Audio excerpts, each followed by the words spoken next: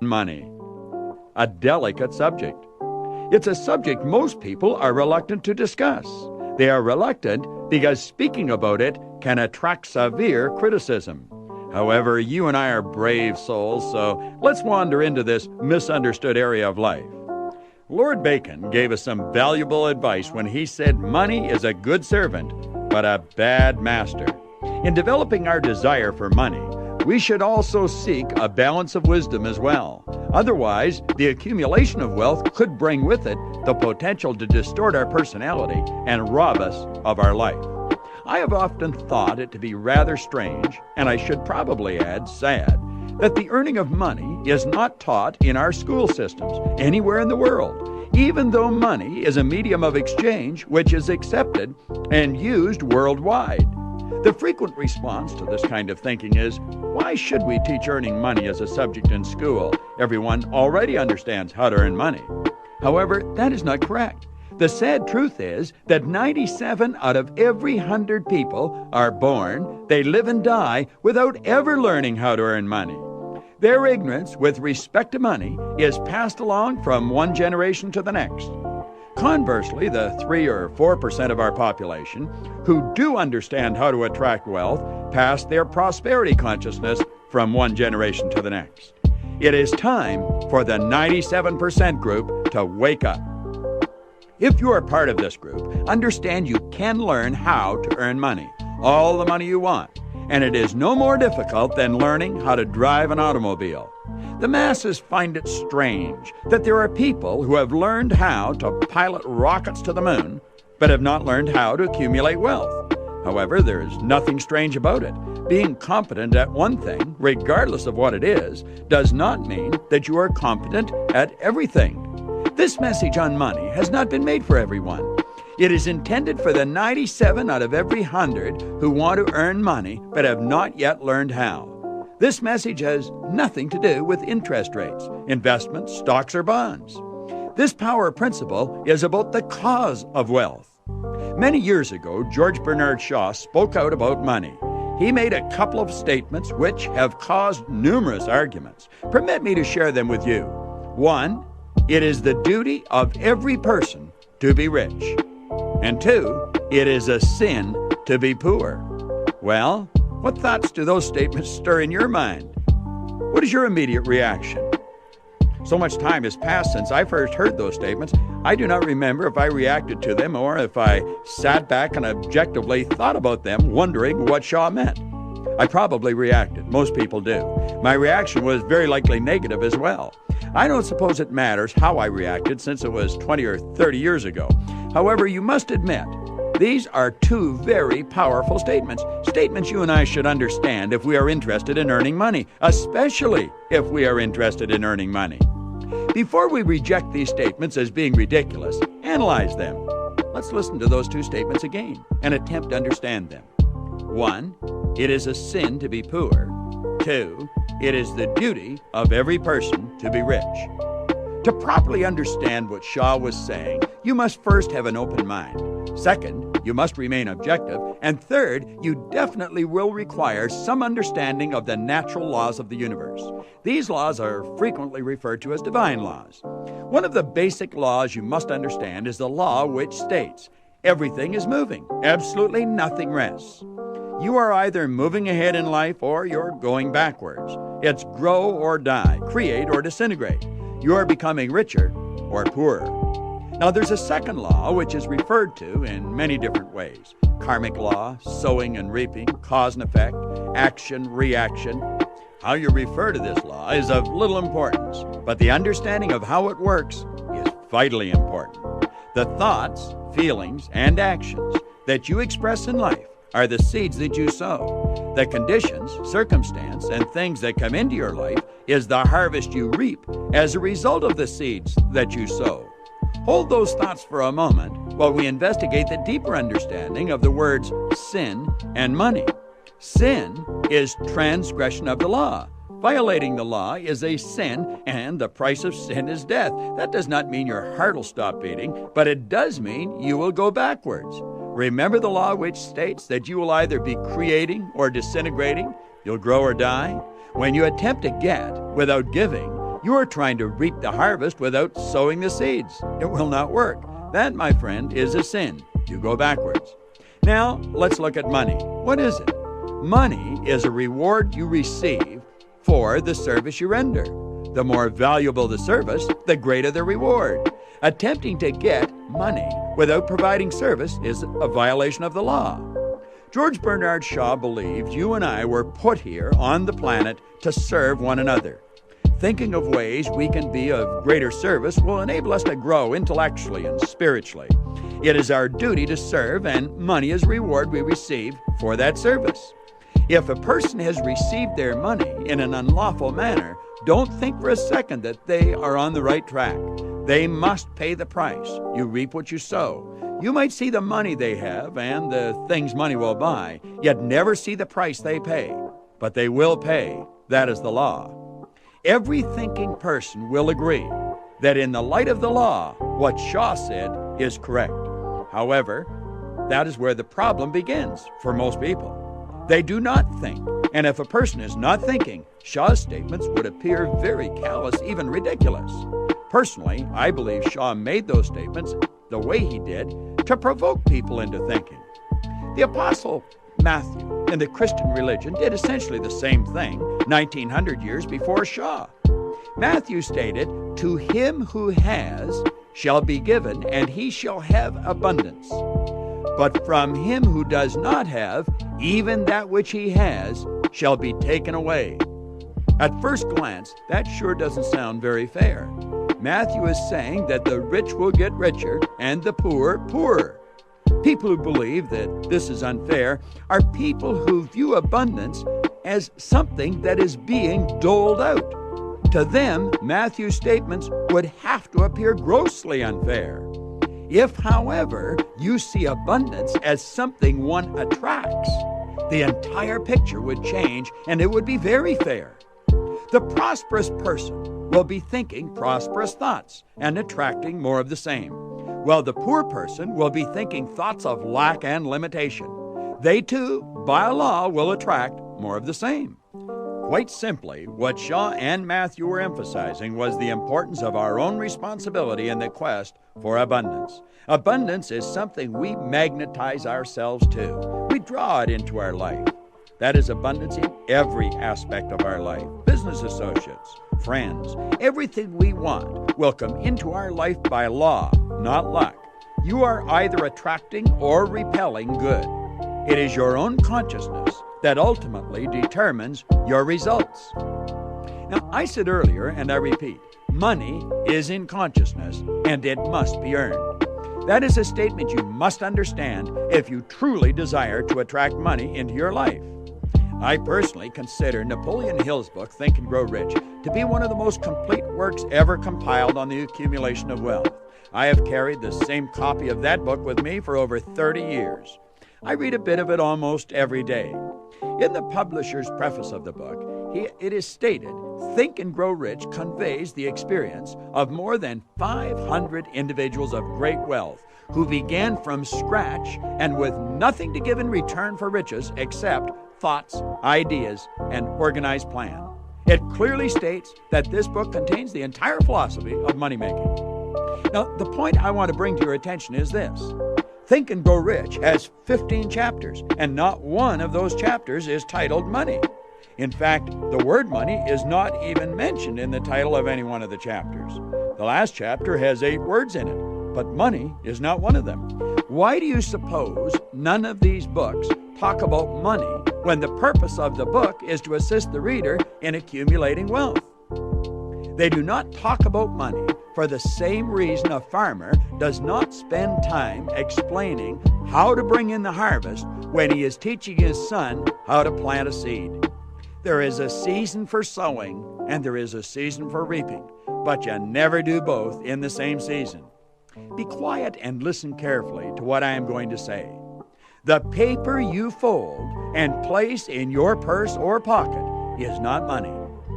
It is paper with ink on it. It represents money, but it is not money.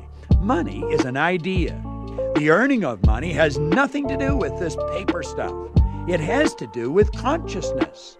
That is precisely why all of these great authors who wrote books, which people claim helped them earn millions of dollars, never wrote about money. You must become very comfortable with the idea of money. Now that may sound strange. However, most people are not comfortable with money, which is why they do not have any. Listen carefully to conversations about money. Most people will apologize or give some form of justification for wanting money, if in fact they will even talk about it. The average person's face will change color and their behavior will change when a serious conversation arises about earning money. None of this is so with wealthy people. Wealthy people are aware that money is a medium of exchange and they treat it as such. They respect it, they feel very comfortable with money, and they are quite at ease talking about money. They keep money in its proper place. They remain the master, and money remains the servant. When wealthy people experience a financial problem in their life, which is not uncommon, they possess the wisdom to focus on the cause of the problem. They make the mental corrections required and proceed.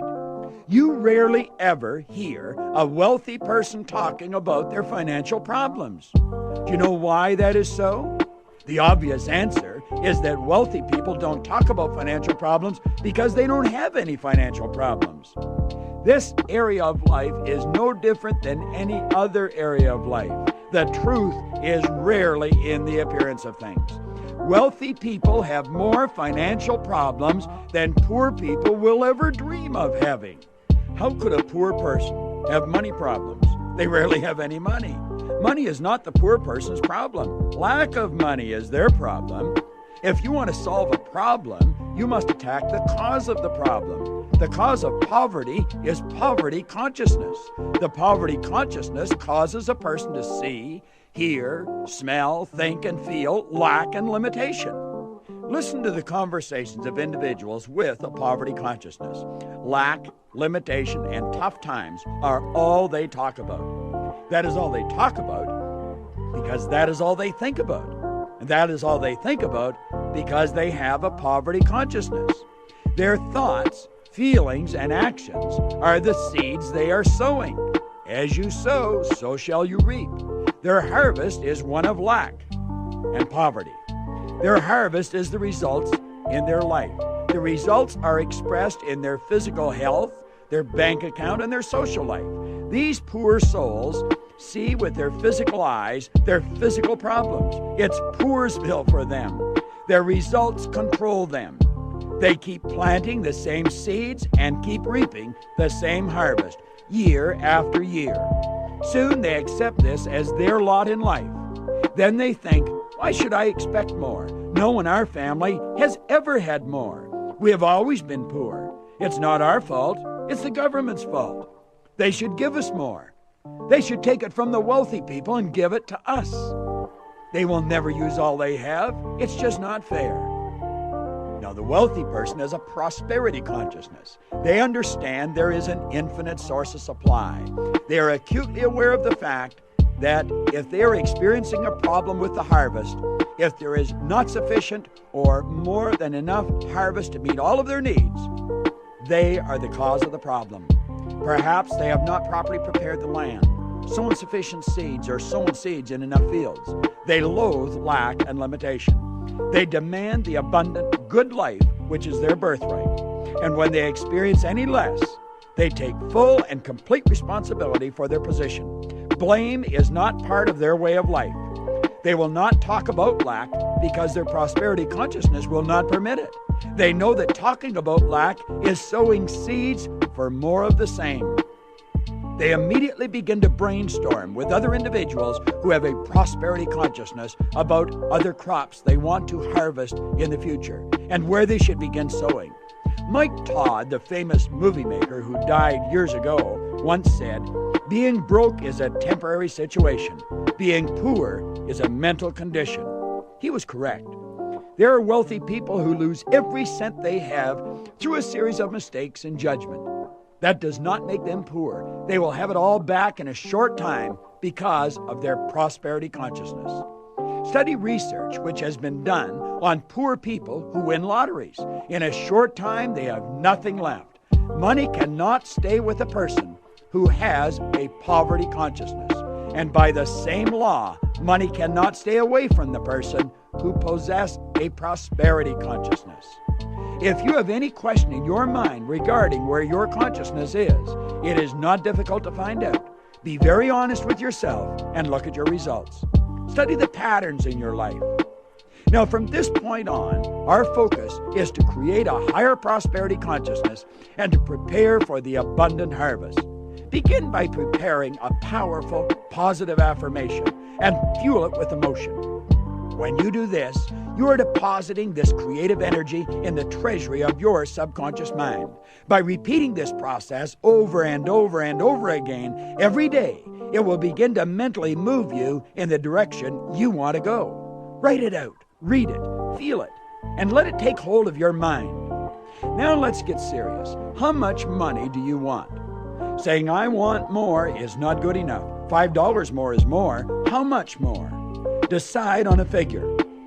You should have the amount of money you need to provide the things you want, to live the way you choose to live, whether you are working or not. Now, you will not seriously want more money than you are capable of earning. But remember, you must earn it. FG plus E equals I. That is a formula you can use to become financially independent. I will repeat the formula for you and listen carefully. FG plus E equal I. The FG represents financial goals. The E represents expenses. The I represents income. So you set your financial goals, you add to that your expenses, and then you have the figure that you want to earn. Now, arriving at answers to some of these questions will probably take time. You're not going to answer them in 5 minutes if you answer them properly.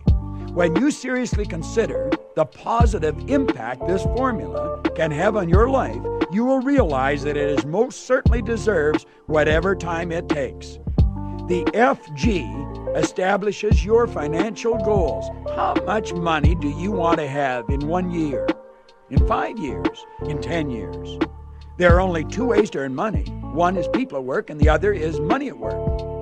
You should be employing both. If you want to be financially independent, what you're actually saying is this: I want to have enough money working for me to provide the income I will require to live the way I choose to live. Now, what you have just covered may cause you to think that you're going to have to quit your present job because you cannot see yourself earning the amount of money you require in your present position. Although that may be true, it does not have to be true. The most important consideration about your daily work is that you love what you do. The amount of money you earn is not the most important consideration. The individuals who live the most fulfilled lives are those individuals who have a very difficult time differentiating between work and pleasure. That, my friend, is a key factor in living the abundant life. The income you earn in your present position may be small, but your overall income could be substantial.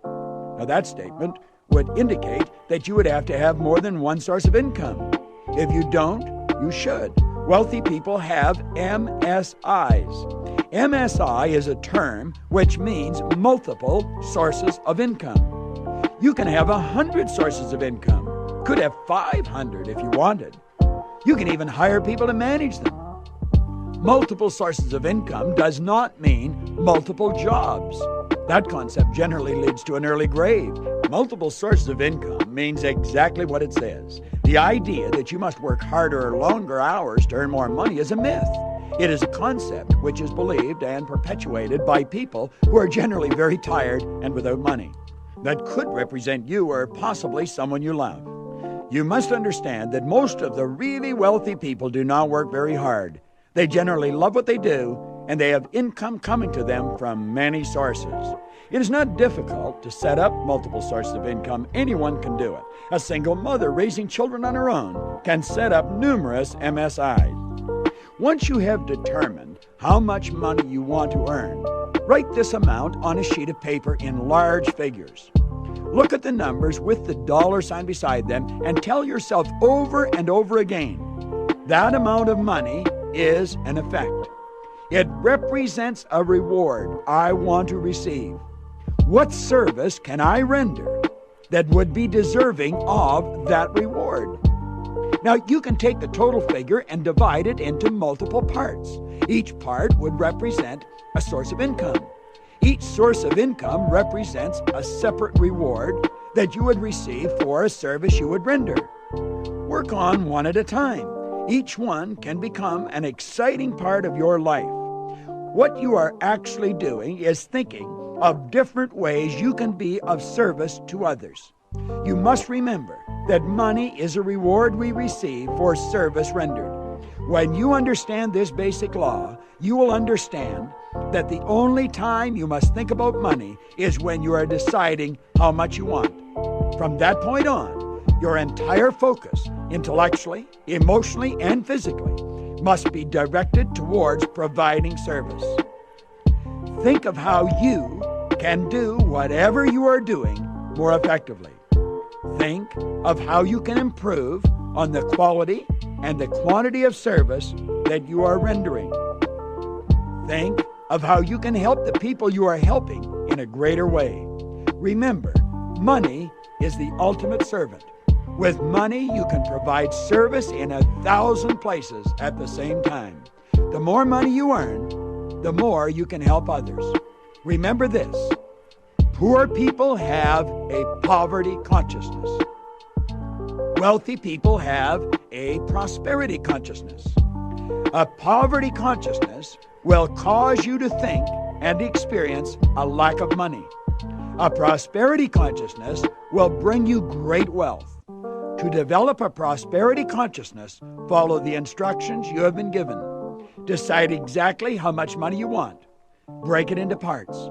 Then forget the money and give all of your attention to providing service. The money must come. Ralph Waldo Emerson said something rich with truth when he stated, "The law of sowing and reaping was the law of laws." Find out what other people want and help them get it. Keep repeating your affirmations until you become truly comfortable with money. A prosperity consciousness will attract to you abundance, and abundance is your birthright.